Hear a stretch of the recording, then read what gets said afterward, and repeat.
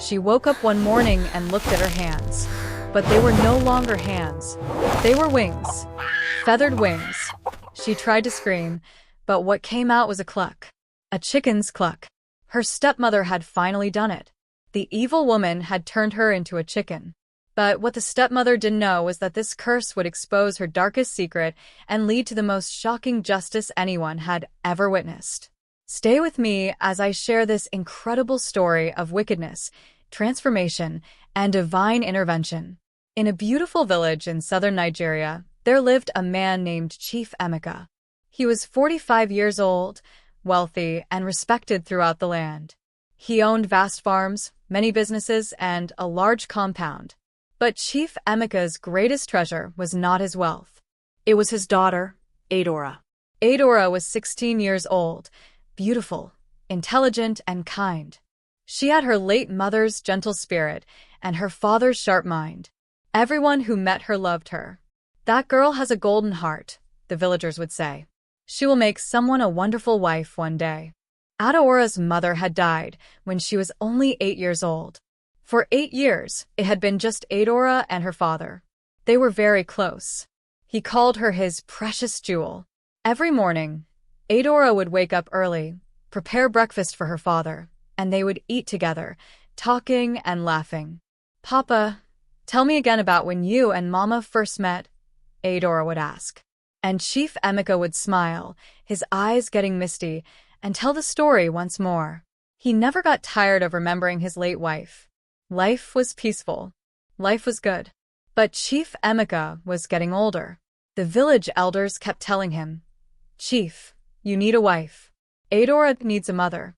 You need a woman to manage your household." For years, Chief Emeka refused. "No one can replace my wife," he would say. But the elders persisted. "We're not asking you to replace her. We're asking you to move forward. It's been 8 years. Life must continue." Finally, Chief Emeka agreed to meet a woman the elders recommended. Her name was Obioma. And this is where everything went wrong. Obioma was 38 years old, beautiful, and very good at pretending.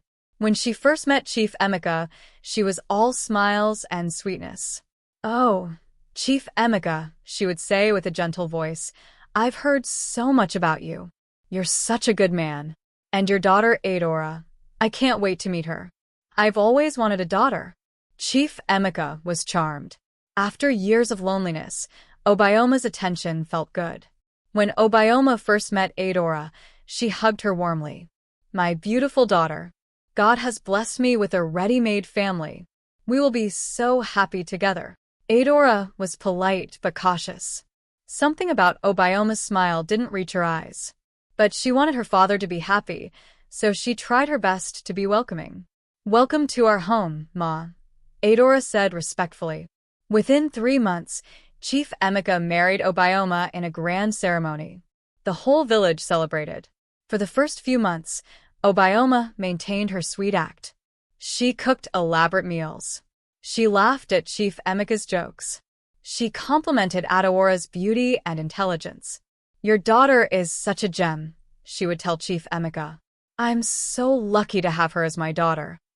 But when Chief Emeka was away on business trips, Obioma's mask would slip. She would give Adora cold looks. She would make cutting remarks. "Don't think you're special just because your father spoils you." Adora tried to ignore it. She told herself she was imagining things. But slowly, the truth began to show. Obioma was not who she pretended to be. Obioma was evil. Pure evil. And she had a secret. A dark, terrible secret that would eventually be revealed in the most shocking way. 6 months after the marriage, things changed completely. Chief Emeka had to travel to the city for an important business matter. He would be gone for 2 weeks. "Adora, my jewel, I'm sorry I have to leave you," he said before departing. "But Obioma will take good care of you. Won't you, my dear wife?" Obioma smiled sweetly. "Of course, my husband. Adora and I will be just fine. We'll have some mother-daughter bonding time." Chief Emeka kissed his daughter's forehead and left. The moment his car disappeared down the road, Obioma's face changed. The sweet smile vanished. Her eyes turned cold and hard. She walked to where Adora was standing and spoke in a voice Adora had never heard before, harsh and cruel. Listen to me carefully, you spoiled brat. Your father is gone. This is my house now. And you will do exactly as I say. Do you understand? Adora was shocked. Ma, what's wrong? Why are you speaking to me like this? Don't call me Ma. Obioma screamed. I am not your mother. I will never be your mother. From now on, you will address me as Madam Obioma. Tears filled Adora's eyes. But why? What did I do? Obioma's face twisted with hatred. What did you do? You exist. That's what you did. You and your precious memories of your dead mother. You and your special relationship with my husband. He looks at you like you're the sun and moon. Well, not anymore. I will break that bond. I will make him see you for the burden you really are. Adora backed away in fear. I don't understand. I've never done anything to you. You don't need to do anything. Your very existence is an offense to me. Now get out of my sight. Go to the back of the compound. That's where you'll sleep from now on. The small servants' quarters. Go. But that room has no proper bed. No. Did I stutter? Go. Now. That night, Adora cried herself to sleep on a thin mat in the tiny servants' quarters. She couldn't understand what she had done to deserve this. But this was only the beginning. The next morning, Obioma woke Adora up at 4 a.m. Get up, you lazy girl. You have work to do. Adora, exhausted and confused, got up. Obioma proceeded to give her an impossible list of chores. Fetch water from the distant well, 20 trips, sweep the entire large compound, wash all the clothes by hand, cook all the meals, clean every room in the main house, tend to all the animals. And if everything is not done perfectly by the time I wake up from my afternoon nap, you will not eat today. Do you understand? Adora, shaking, nodded. For the next 2 weeks, while Chief Emeka was away, Adora lived in hell. She worked from dawn until late at night. Obioma found fault with everything she did. This floor is not clean enough. Do it again. This food tastes terrible. Are you trying to poison me? Make it again. You're too slow. Work faster. Adora barely ate. She lost weight. Her beautiful face became thin and tired. Her hands developed blisters from all the work. But worse than the physical abuse was the emotional torment. Your father doesn't really love you, you know, Obioma would say with a cruel smile. He only keeps you around out of obligation. Once I give him a real child, my child, he'll forget all about you. Adora would cry silently at night, praying for her father to come home.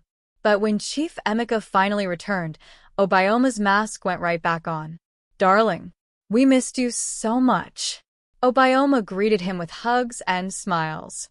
Adora and I had such a wonderful time together. Didn't we, dear daughter? Adora wanted to tell her father everything. But when she opened her mouth, Obioma gave her a look, a threatening look that said, if you tell him, things will get much worse. Yes, Papa, Adora said quietly. It was fine. Chief Emeka noticed his daughter looked tired and thinner. Adora, are you feeling well? You look exhausted. Oh, you know how teenage girls are. Obioma jumped in before Adora could answer. She's been staying up late, probably thinking about boys. She laughed. Chief Emeka laughed too. My daughter is growing up. But Adora's heart broke. Her father didn't see. He didn't understand. And this pattern continued for months. When Chief Emeka was home, Obioma was sweet and loving. When he was away, she was a monster. But Obioma's evil was about to reach a new level. Because Obioma had a secret. A terrible secret. She was a witch. What neither Chief Emeka nor Adora knew was that Obioma came from a long line of witches. Her grandmother had been a powerful witch. Her mother had been a witch. And Obioma herself had been initiated into the dark arts when she was just 12 years old. She belonged to a secret coven that met at midnight in the forest. They practiced dark magic, made evil potions, and traded in curses. Obioma's mission in marrying Chief Emeka was not love. It was greed. She wanted his wealth. She wanted his property. She wanted everything. But there was one obstacle: Adora. As long as Adora lived, she would inherit her father's wealth. Chief Emeka loved his daughter too much to ever cut her off. Obioma needed Adora gone. But she couldn't just kill her, that would be too suspicious. So she came up with a plan. A wicked, unthinkable plan. She would turn Adora into an animal. A chicken, to be specific. If she's a chicken, Obioma thought with an evil smile, no one will know it's her. I can sell her at the market or use her for rituals. Either way, she'll be gone. And Chief Emeka will think she ran away or was kidnapped. He'll be sad, but eventually he'll move on. And everything will be mine. One night, when Chief Emeka was away again, Obioma put her plan into action. She called Adora to the main house. Come here, girl. I have something for you. Adora approached cautiously. Obioma handed her a cup of liquid. Drink this. It's a special herbal tea. It will give you strength for all the work you do. Adora looked at the dark liquid suspiciously. What is it? Are you questioning me? Drink it. Terrified, Adora drank the bitter liquid. Almost immediately, she felt strange. The room began to spin. What was in that drink? Obioma's face broke into an evil grin. Something special. Very special. Now go to sleep. Tomorrow, you won't have to worry about anything anymore. Adora stumbled back to the servants' quarters. She collapsed on her mat, feeling sick and dizzy. She tried to pray. God, please help me. I don't know what's happening, but please protect me. She fell into a deep, unnatural sleep. And when she woke up the next morning, everything had changed. Adora opened her eyes as the first light of dawn came through the cracks in the wall. She tried to sit up, but something felt wrong. Very wrong. Her body felt different. Smaller. Lighter. She looked down at her hands to push herself up. But they weren't hands.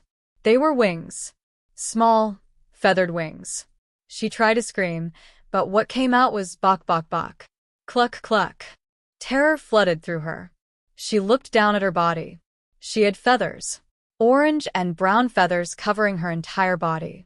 Her legs were thin and scaly, chicken legs with clawed feet. She ran to the small cracked mirror on the wall. The reflection that stared back at her was a chicken. A common village chicken. But in the chicken's eyes, she could see her own consciousness. Her own human awareness trapped in this animal body. No, no, no, she tried to say. But all that came out were chicken sounds. She heard footsteps approaching. Obioma opened the door to the servants' quarters. Well, she said with a satisfied smile. The transformation worked perfectly. Look at you now, precious jewel. Not so precious anymore, are you? Adora the chicken tried to speak, tried to plead, but only chicken sounds came out. Don't bother trying to talk. Obioma laughed. You're a chicken now, and chickens can't talk. But don't worry, you can still understand everything. That's the beauty of this particular curse. You'll be fully aware of everything happening to you. You'll remember being human. You'll remember your father. But you'll never be able to tell anyone who you really are. Obioma reached down and grabbed Adora roughly by her chicken body. Now, let's see. What should I do with you? Should I sell you at the market? Should I use you for soup? Or maybe I'll keep you around for a while. It will be fun watching you suffer in this form. She carried Adora outside and threw her into the chicken coop with the other chickens. Welcome to your new home. Better get used to it. This is where you'll spend the rest of your life. However long that is. Obioma laughed cruelly and walked away. Adora sat in the chicken coop, surrounded by regular chickens, her mind screaming with horror and despair. She was trapped. Completely trapped. The first few days were the hardest. Adora the chicken had to learn how to move in this new body, how to walk with these strange legs, how to eat grain and insects like the other chickens. It was humiliating, degrading, but worse was the helplessness. When Chief Emeka returned from his trip, he immediately asked about Adora. Where is my daughter? I haven't seen her. Obioma, with practiced tears, said, Oh, husband, something terrible happened. Adora ran away. I think she found a boyfriend in the village. I tried to stop her, but she wouldn't listen. She said she wanted to live her own life. What? Chief Emeka was shocked and heartbroken. My Adora would never do that. She would never leave without telling me. I know. Obioma Faye cried. I couldn't believe it either. But she's a teenage girl. You know how they can be. She probably wanted freedom. Adora, trapped in the chicken coop, heard every word. She tried to make noise. She tried to get her father's attention. But when Chief Emeka walked past the chicken coop, he didn't see anything unusual. Just regular chickens. He stood right there, 5 feet away from his transformed daughter, and had no idea. Adora's chicken heart broke. Chief Emeka sent search parties throughout the village. He went to neighboring towns asking if anyone had seen his daughter. He contacted the police. But of course, no one found her. How could they? She was right there in the chicken coop. Days turned into weeks. Chief Emeka fell into deep depression.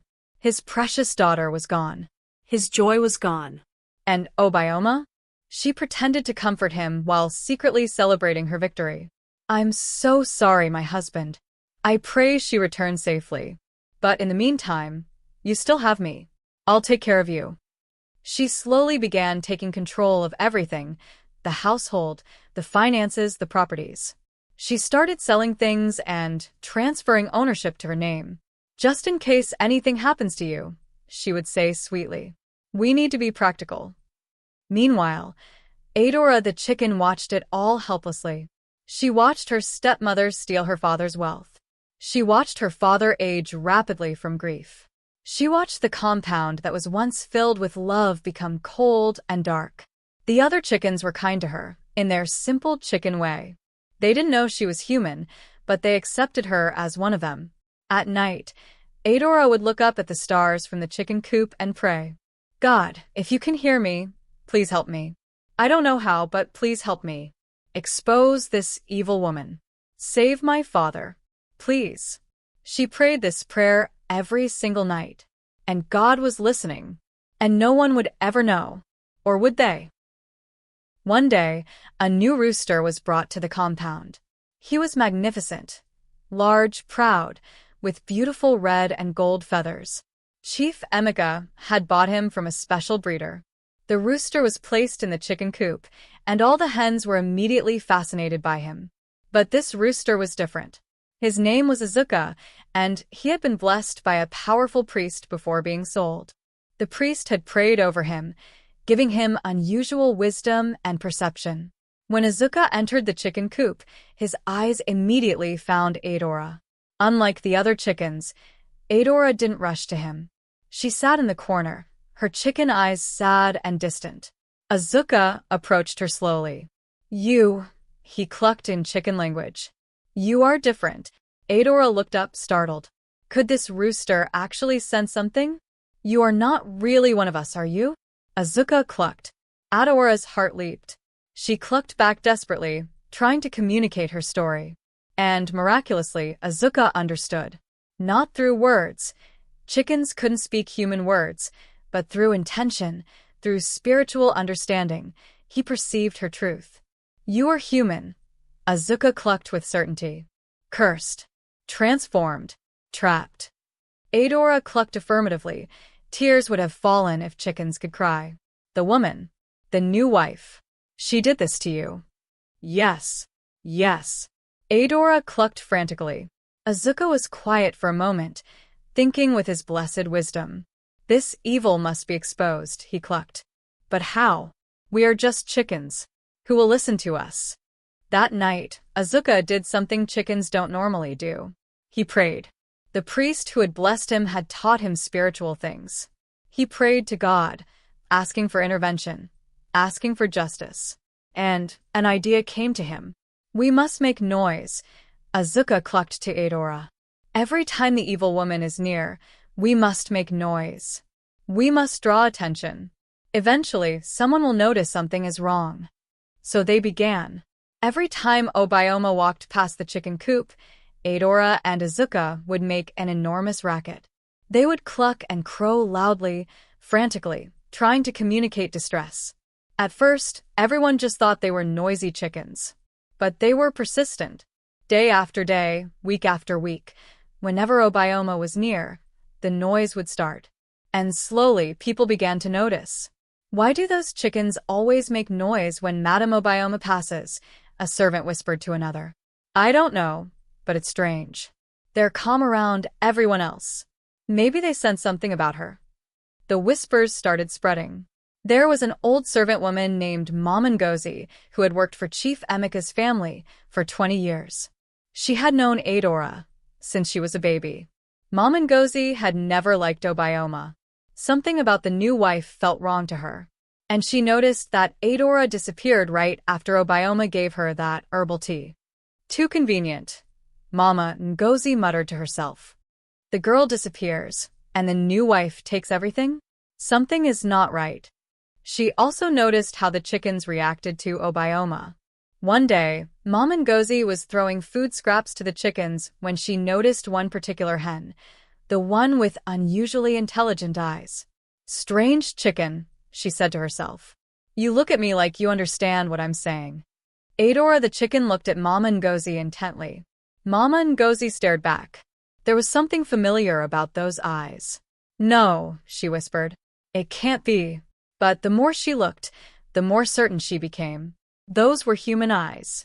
Aware eyes. Suffering eyes. And there was something in them that reminded her of Adora.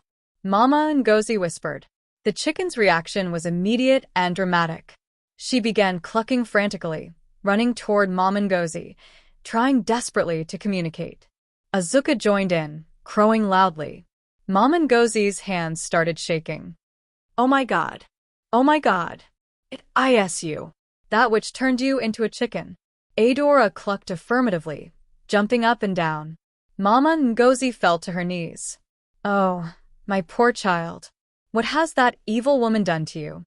But then reality hit her. "But how can I prove this? Who will believe me if I say the missing girl is now a chicken? They'll think I'm crazy." She thought hard. "I need proof. I need to catch Obioma in her wickedness. I need evidence." That night, Mama Ngozi began watching Obioma carefully, and what she discovered chilled her blood. 53:00 Mama Ngozi's investigation. Mama Ngozi noticed that Obioma would sometimes disappear late at night. Where does she go? Mama Ngozi wondered.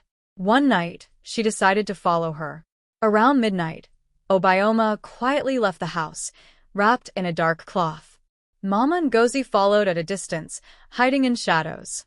Obioma walked deep into the forest, to a clearing where a fire was burning. There, Mama Ngozi saw something that made her blood run cold. A gathering of women, about 10 of them, all dressed in dark clothes, dancing around a fire, chanting in strange languages. A witch coven. Obioma was the leader. Mama Ngozi watched in horror as they performed rituals, made evil sacrifices, and discussed their wicked plans. My transformation spell on my stepdaughter worked perfectly, Obioma bragged to the coven. She's now a chicken in my compound, and the foolish husband suspects nothing. The witches laughed and congratulated her. Soon, everything will be mine, Obioma continued. The property, the wealth, everything. And once I've taken it all, I'll kill the old man and move on to my next victim. Mama Ngozi had heard enough.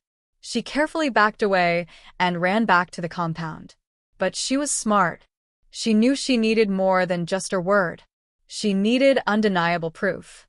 The next day, she went to the village church and spoke with the priest, Father Joseph. Father, I need your help. Something evil is happening in Chief Emeka's household. She told him everything, about Adora's disappearance, about the chicken with human eyes, about following Obioma to the witch coven. Father Joseph listened carefully. He had been a priest for 30 years and had dealt with dark spiritual matters before. This is serious, he said. But you're right. We need proof.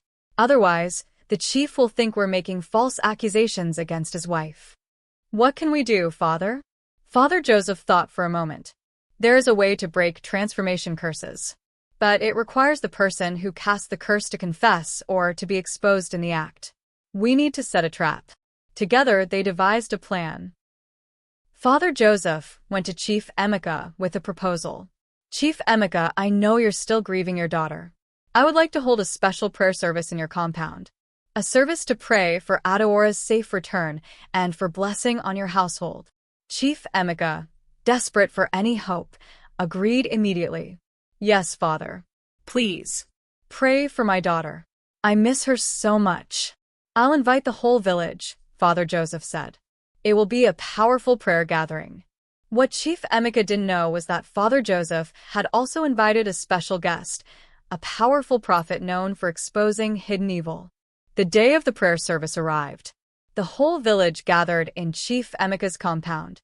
There was singing, praying, and preaching. Obioma, of course, had to attend. It would look suspicious if she refused. She sat there with a fake pious expression, pretending to pray. But she was nervous. Something felt wrong. The spiritual atmosphere felt heavy and oppressive to her. Then the special prophet stood up. His name was Prophet Elijah. He was an elderly man, but his eyes were sharp and penetrating. He began to walk around the compound, praying loudly. Lord, expose every hidden evil in this place. Let every secret wickedness be revealed. Let every curse be broken. As he prayed, he walked closer and closer to Obioma. She began to sweat. Her hands trembled. The prophet stopped directly in front of her. You, he pointed at her. Stand up. Obioma tried to refuse, but her body moved on its own. She stood up involuntarily. There is evil on you, the prophet declared. You have done something wicked in this house. No. I haven't done anything, Obioma protested. Don't lie before God. The prophet's voice boomed. You have used witchcraft. You have transformed an innocent girl. The crowd gasped. Chief Emeka stood up in shock. What is he talking about? The prophet continued, his voice powerful with holy authority. The daughter of this house did not run away. She was transformed by this woman's witchcraft. She turned her into a chicken. That's ridiculous, Obioma shouted. You're all crazy. How can a person become a chicken? Show us, the prophet commanded. Show us which chicken was once your stepdaughter. Obioma's face went pale. I don't know what you're talking about. But the prophet was already walking toward the chicken coop. The entire crowd followed. Father Joseph signaled to Mama Ngozi, who opened the chicken coop. All the chickens came running out, except for two. Adora and Azuka stayed behind. Those two, Mama Ngozi pointed. That hen has human eyes. I've been watching her for weeks. The prophet approached Adora the chicken. He looked into her eyes, and he saw the truth. This is her, he said quietly. This is Adora. Chief Emeka pushed through the crowd. He looked at the chicken. At first he saw just a chicken, but then he looked into her eyes. And he saw his daughter. He saw her suffering, her trapped humanity, her desperate plea for help. Adora, he whispered, tears streaming down his face. Is that you, my precious jewel? The chicken clucked frantically and ran to him, rubbing against his legs. Chief Emeka fell to his knees, sobbing. What have they done to you? What have they done to my daughter? The crowd was in shock. All eyes turned to Obioma. Confess, the prophet commanded Obioma. Confess what you've done, or God's judgment will fall on you this instant. Obioma tried to run, but villagers blocked every exit. She looked around wildly, trapped. The prophet began to pray loudly. In the name of Jesus Christ, I bind every evil spirit. I command every curse to be broken. Suddenly, Obioma began to shake. The spiritual pressure was too much for her. Stop. Stop, she screamed. I'll tell the truth. I'll confess. The crowd fell silent. I did it, Obioma shouted. I turned her into a chicken. I used witchcraft. I wanted her gone, so I could take everything. Chief Emeka looked at his wife with a mixture of horror and rage. You monster. How could you? And that's not all. Mama Ngozi stepped forward. She's been stealing from you, Chief. She's been transferring your properties to her name. She's part of a witch coven that meets in the forest. I followed her. I saw everything. Obioma, seeing she was fully exposed, broke down. But not with remorse, with rage. Yes. I did it all. And I'd do it again. That spoiled brat had everything. Your love, your attention, your wealth. I wanted it. I deserved it. Why should she have it all? You will reverse this curse right now, the prophet commanded. I can't. Obioma spat. Only the head of our coven can reverse a transformation curse. Then we will find your coven leader, Father Joseph said firmly. With Obioma in custody, the villagers, led by the prophet and priest, marched into the forest that very night. They found the witch coven's meeting place. The coven tried to fight spiritually, but the power of unified prayer was stronger. After a fierce spiritual battle, the coven leader, an ancient woman who looked more like a monster than a human, was cornered. Break the curse on the girl, or face judgment, the prophet commanded. The coven leader, seeing she was defeated, had no choice. She pulled out a small bottle with dark liquid and strange herbs. Make the chicken drink this, she spat. The transformation will reverse. But know this, when you break one of our curses, the curse rebounds on the one who cast it. Let it be done, the prophet said. They brought the potion back to the compound. Adora the chicken was brought forward. They made her drink the bitter liquid. At first, nothing happened. Then, slowly, her feathers began to fall off. Her body began to grow. Her wings transformed back into arms. Her legs became human again. The transformation was painful. Adora cried out as her human form returned. Finally, after 10 agonizing minutes, there she was. Adora. Fully human. Naked, shaking, traumatized, but human. Chief Emeka immediately covered her with his wrapper and held her tight, sobbing. My daughter. My precious jewel. You're back. You're back. Adora, able to speak again, cried into her father's chest. Papa. Oh, Papa. It was horrible. I was trapped. I couldn't tell you. I was right there and you didn't know. I'm so sorry, my daughter. I'm so sorry. But as they rejoiced, something else was happening. Obioma began to scream. The coven leader's warning came true. Because the curse was forcibly broken, it rebounded on the one who cast it. Obioma's body began to change. Feathers began sprouting from her skin. Her arms began shrinking into wings. Her mouth began transforming into a beak. No. No. What's happening to me? She screamed. But her screams turned into clucks. Within minutes, Obioma had completely transformed into a chicken. But unlike Adora's transformation, this one was permanent. The coven leader made sure of that. The curse will remain on her for 7 years, the coven leader said. Only if she shows true repentance, true change of heart, will she ever become human again. And that, she laughed bitterly, is unlikely for one as evil as her. Chief Emeka looked at the chicken that was once his wife. Take her away, he said coldly. She is no longer welcome in my compound. Sell her at the market. Use her for soup. I don't care. But Adora, despite everything she had suffered, spoke up. Papa, wait. Everyone looked at her in surprise. I know what it's like to be trapped in that form. It's a horror beyond words. I wouldn't wish it on anyone. Let her stay in the chicken coop. Let her experience what she did to me. Maybe it will change her heart. Chief Emeka was amazed by his daughter's mercy. After what she did to you, you would show her kindness? Not kindness, Papa. Justice. Let her experience her own evil. That's the truest punishment. So Obioma, the chicken, was placed in the chicken coop. And there was Azuka the rooster, who gave Adora a knowing look. Adora knelt beside the coop and spoke to Obioma the chicken. You put me here. You thought you destroyed me. But look at me now. I'm free. Continue restored. And you're exactly where you put me. Think about that while you're trapped in there. Obioma the chicken could only cluck in response, but her chicken eyes showed she understood every word. The village was in shock for weeks after these events. The entire witch coven was exposed and driven out of the village. Their evil altar in the forest was destroyed. All the properties and money Obioma had stolen were returned to Chief Emeka. But more importantly, father and daughter were reunited.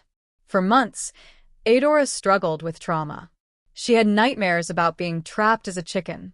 She would wake up screaming, checking her hands to make sure they were still human. Chief Emeka brought in counselors, healers, and priests to help her recover. Slowly, painfully, Adora began to heal. And strangely enough, Azuka the rooster remained protective of her. Even though she was human again, he would crow loudly whenever anyone approached her aggressively. That rooster saved me, Adora told her father. When I was trapped, he was the only one who understood. He gave me hope. He prayed for me. Chief Emeka nodded. Then he will never be sold or eaten. He will live out his days in peace here. As for Obioma the chicken, she lived in the coop for exactly 7 years. Every day, Adora would bring her food and water, not out of cruelty, but to show her what real kindness looked like. "This is what you should have been," Adora would say. "A loving stepmother. A kind woman. But you chose evil instead." For the first few years, Obioma the chicken seemed unrepentant. She would try to peck people and cause trouble. But slowly, year after year, something in her changed. Maybe it was experiencing the helplessness she had inflicted. Maybe it was seeing Adora's consistent mercy despite what she had done. Maybe it was God working on her hard heart. On the very last day of the 7th year, Obioma the chicken did something chickens don't do. She bowed her chicken head before Adora in a clear gesture of submission and repentance. Adora saw it, and she knew. She went to Father Joseph. "Father, I think she's truly sorry. I think her heart has changed. Can we break the curse?" Father Joseph performed the ritual. And just as the sun set on that 7th year, Obioma transformed back into human form. But she was different. The arrogance was gone. The cruelty was gone. She was broken, humble, and deeply remorseful. She fell at Adora's feet, sobbing. "I'm so sorry. I'm so sorry. I don't deserve your forgiveness. I don't deserve to live. What I did to you was unforgivable." Adora helped her up. "You're right. It was unforgivable. But I forgive you anyway. Not because you deserve it, but because carrying hate would make me like you used to be." Chief Emeka wanted nothing to do with Obioma. He divorced her immediately. But Adora did something surprising. She helped Obioma start a new life in a distant village. She gave her money to start small business. She showed her a path to redemption. "Don't waste your second chance," Adora told her.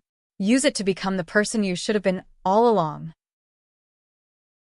5 years after these events, Adora was now 28 years old. She had not only healed from her trauma, but had become a powerful advocate for victims of abuse and witchcraft. She traveled to different villages, speaking about her experience, warning people about hidden evil, and teaching about forgiveness. She married a good man, a humble teacher who loved her deeply and treated her like the precious jewel her father always said she was. Chief Emeka, now older and wiser, had learned valuable lessons about being careful who you let into your life and your home. As for Obioma, she lived quietly in her distant village, running a small shop and warning young girls against jealousy and witchcraft. "I wasted my life on evil," she would tell them. "I hurt innocent people. I lost everything. Don't be like I was. Choose kindness. Choose love. Choose God." Some people changed because of her testimony. Others didn't believe her. But she kept speaking her truth. One day, many years later, Obioma heard that Adora had given birth to her first child, a beautiful baby girl. Obioma sent a gift, a simple hand-woven blanket, and a note. "May your daughter never know the kind of stepmother I was. May she always know love. Thank you for showing me mercy when I deserved judgment. It saved my soul, Obioma." Adora received the gift and cried. Not tears of pain this time, but tears of gratitude that even the worst evil can be transformed by persistent love and mercy. And in the compound, old Azuka the rooster, now ancient and gray-feathered, crowed one last time as the sun rose on a new generation. His job was done. He had protected the girl, who became a chicken. And now she was a woman, a mother, and a symbol of hope for everyone who had ever felt trapped and helpless. Open book moral lessons. 1. Evil always exposes itself no matter how carefully hidden. Wickedness will eventually come to light. Obioma's secret was revealed at the perfect time. 2.